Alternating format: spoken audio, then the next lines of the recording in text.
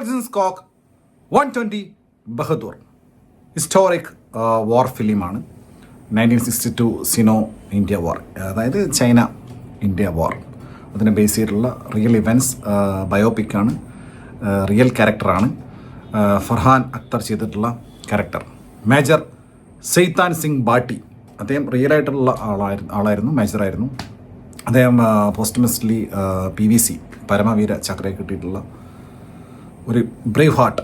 ഇതിൻ്റെ അർത്ഥം തന്നെ ഇതാണ്, ബഹദൂർ ബ്രേവ് ഹാർട്ട്. അപ്പോൾ 120 ആൾക്കാർ, 3000-ഓളം വരുന്ന 1962 ചൈന ഇന്ത്യ വാറിനിൽ 3000-ഓളം വരുന്ന ചീനക്കാരെ വെറും 120 സോൾജേഴ്സിനെ വെച്ചിട്ട് ഇദ്ദേഹം, ഈ മേജർ, ഈ സെയ്താൻ സിംഗ് എന്ന് പറയുന്ന മേജർ അടിച്ചു.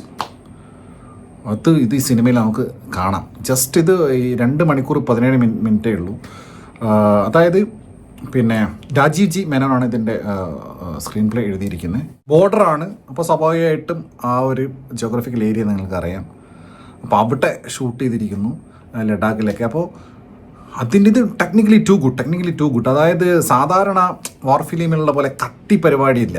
ഇതിലുള്ള എല്ലാം, ഇതിലുള്ള ഈ വാർ ഫ്രണ്ട്, വാർ ഫീൽഡ്, ഇതിലെ combat, face off, explosion, firing, even പിന്നെ ചൈനക്കാരൊക്കെ റിയൽ ചൈനക്കാരാണ്, മനസ്സിലായില്ലേ? അപ്പോൾ ഇത് ശരിക്കും അവസാനം ആകുമ്പോഴേക്ക് പെട്ട സാധനം. അതായത് ഈ ശരിക്കും ഈ ഫേസ് ഓഫ് ഒക്കെ വരുന്ന സമയത്തേ, അതായത് നമുക്ക് തന്നെ കാണാം റിയൽ വാർ. പിന്നെ ഇവർക്ക് അഡ്വാൻറ്റേജ് ഉണ്ട്, കാരണം നമുക്ക് അഡ്വാൻറ്റേജ് ഉണ്ട്. നമ്മൾ നിൽക്കുന്നത് അഡ്വാൻറ്റേജ് ഉള്ള പൊസിഷനിൽ, അവരാണ് ഇങ്ങോട്ട് കയറി വരുന്നത്.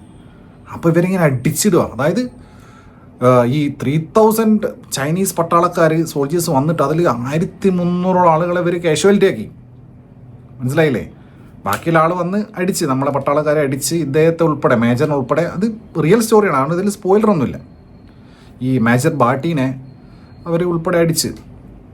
പക്ഷെ ആ ഒരു ബ്രേവറി, അതിൻ്റെ ഒരു ഫൈറ്റ്, അതിൻ്റെ സ്പിരിറ്റ്.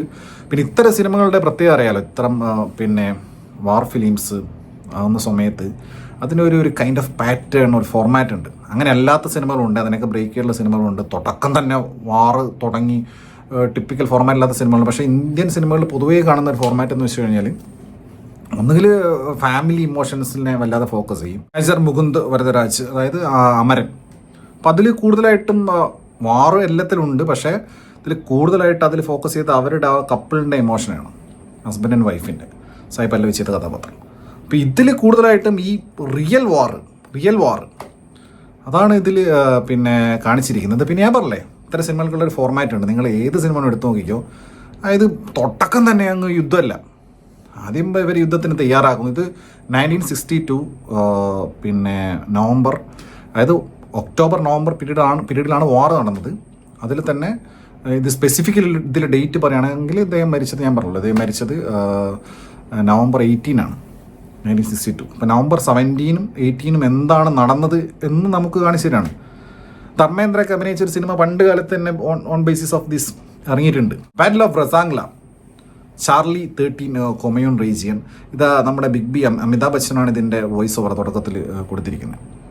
അപ്പോൾ ആ ഒരു 17 and 18 നടക്കുന്ന കംപ്ലീറ്റ് ഈ വാർ പരിപാടിയിലേക്ക് എത്താൻ വേണ്ടി ഫസ്റ്റ് ഹാഫിൽ ഇവരിങ്ങനെ ഇദ്ദേഹത്തിൻ്റെ നേതൃത്വത്തിൽ, മേജറിൻ്റെ നേതൃത്വത്തിൽ ഇവരിങ്ങനെ തയ്യാറാവാം. വാർ ഫ്രണ്ടിലോട്ട് ഇവർ പോവാം. അവർക്കറിയാം ഇവർക്ക് മുട്ടാൻ പറ്റുമല്ലേ, മുട്ടിക്കഴിഞ്ഞാൽ പണി കിട്ടും, they are going to die എന്നുള്ളത്. ഈവൻ അവിടെയാണ് അവരുടെ ബ്രേവറി എന്ന് പറയുന്നത്. അപ്പോൾ ഇവർ ഇത്ര ആളുകൾ, ഈ 120 സോൾജിയേഴ്സ് പോവാണ്. ഈ മേജർ സെയ്താൻ സിംഗ് ഇദ്ദേഹത്തിൻ്റെ നേതൃത്വത്തിൽ പോവാണ്. അപ്പോൾ അവിടെ തുടക്കത്തിൽ കുറച്ച് ബിൽഡപ്പ് വേണമല്ലോ. ബിൽഡപ്പ് ഉണ്ടായാലാണല്ലോ അവസാനം ഇമോഷൻ കണക്റ്റായിട്ട് അതിൻ്റെ ഒരു പീക്കിലേക്ക് എത്തുള്ളൂ. അപ്പോൾ ബിൽഡപ്പിൻ്റെ ഭാഗമായിട്ട് കുറേ കഥാപാത്രങ്ങളുണ്ട്. നടന്മാരുടെ പേരൊന്നും കൃത്യമായിട്ട് പറയുന്നില്ല, ഞാൻ പറയുന്നില്ല. അപ്പോൾ അവർ തമ്മിലുള്ള കോൺവെർസേഷൻസ്, ചെറിയ തമാശകൾ, പിന്നെ കുറേ ക്യൂസ് ഇങ്ങനെ ഇട്ട് വെക്കും. ഇത് മിക്ക സിനിമകളും നിങ്ങൾക്ക് അറിയാം. ഇപ്പോൾ കീർത്തി ചക്ര ഉൾപ്പെടെയുള്ള മലയാള സിനിമ ഉൾപ്പെടെയുള്ള ഇത്തരം പട്ടാള പിന്നെ യുദ്ധ ചിത്രങ്ങൾ നമ്മൾ കാണുന്നതാണ്. തുടക്കത്തിൽ കുറേ ചെറിയ ക്യൂസ് ഇട്ട് വെക്കും. അത് അവസാനം ഇമോഷണലി കണക്ട് ചെയ്യാൻ വേണ്ടിയിട്ട്. ഇതിൽ ഫോർ എക്സാമ്പിൾ ഞാൻ പറയുകയാണെങ്കിൽ, ഫോർ എക്സാമ്പിൾ ഇതിലൊരു ചോക്ലേറ്റ് കൊടുക്കാതെ ഇവർ ഒരേ നാട്ടുകാർ രണ്ടുപേരും അടികൂടി കളിക്കുമല്ലോ പട്ടാളക്കാർ, തമാശയ്ക്ക് ഫ്രീ ടൈം അടികൂടി കളിക്കും. അപ്പോൾ ഒരു ചോക്ലേറ്റ് കൊടുക്കാതെ ഇങ്ങനെ കട്ട് വെക്കും. അപ്പോൾ നമുക്കറിയാം ലാസ്റ്റ് മറ്റേ പുള്ളി മരിക്കും, അപ്പോൾ ചോക്ലേറ്റ് കൊടുക്കും, അല്ലെങ്കിൽ മരിക്കാൻ തൊട്ട് മുൻപ് ചോക്ലേറ്റ് എടുക്കും. അങ്ങനെ പിന്നെ നമ്മുടെ കുദാസെ, കൈലാഷ് ഖേർ പാടിയ കീർത്തിയക്കലെ സോങ് പോലത്തെ ഒരു സോങ് പാടുന്നൊരു പയ്യൻ. അങ്ങനെ കുറേ ക്യൂസ് ഇങ്ങനെ കിട്ടുക. പിന്നെ ഓഫ് കോഴ്സ് ലെറ്റേഴ്സ് കാണും, ആ സമയമാണ് 1960s ലെറ്റേഴ്സ്, അതുപോലെ തന്നെ ഫാമിലി ഫോട്ടോസ്, ഫാമിലി സെൻറ്റിമെൻറ്റ്സ്. പിന്നെ ഇദ്ദേഹത്തിൻ്റെ ഈ മേജറിൻ്റെ റാഷി ഖന്ന അഭിനയിച്ചിട്ടുണ്ട് ഇദ്ദേഹത്തിൻ്റെ വൈഫായിട്ട്. അപ്പോൾ അവരുടെ ചെറിയൊരു ലവ് ട്രാക്കായിട്ടൊന്നുമില്ല, ചെറിയൊരു ലവ് സോങ്, അവരുടെ ഒരു സോങ് അവർ കാണുന്നു, വിവാഹം കഴിക്കുന്നത്. പിന്നെ അറിയാലോ ഫാമിലി ഈസ് ഇമ്പോർട്ടൻറ്റ്, പക്ഷേ അവർ അവേ ഫ്രം ഫാമിലിയാണ് ഫോർ ദ കൺട്രി. അപ്പോൾ അതാണ്.